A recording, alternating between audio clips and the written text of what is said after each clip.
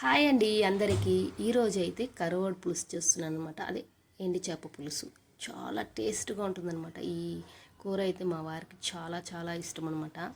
So ఇంకా మా వారు చెప్పారని తన కోసం అయితే ఇలా మొన్న అయితే వచ్చి ఫ్రై చేశాను.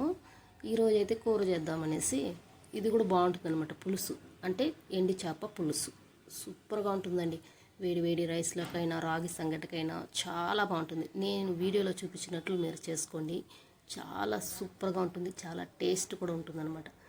అయితే ఈ పులుసు వచ్చి 2 రోజులు కూడా నిలవ కూడా ఉంటుందన్నమాట. అంత టేస్ట్గా ఉంటుంది. మనం వేసుకునే విధానం అనమాట. మిరియాలు కానీ కొంచెం జీలకర్ర కానీ కొంచెం ఎక్కువ వేసుకున్నామంటే టేస్ట్ అనేది సూపర్గా ఉంటుందండి. మొత్తం ఇలా ఆయిల్లో వేసుకొని వేయించుకున్నాను అనమాట. సేమ్ మనకి చేపల పులుసులాగే అనమాట. సో టేస్ట్ అయితే అద్దరిపోతుందనమాట. మా వారైతే హ్యాపీగా తిన్నారు. ఇంకా మా పెద్ద బాబుకి కూడా చాలా ఇష్టం అండి ఈ కూర అయితే.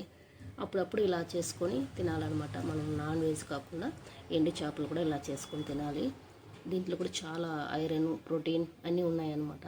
సో ఎండు చేప అయితే ఒకప్పుడు అయితే అస్సలు నచ్చదు ఎండు చేప అయితే. ఇప్పుడైతే ఇంకా అది హెల్దీ అనేసి అందరూ చెప్తూ ఉన్నారు.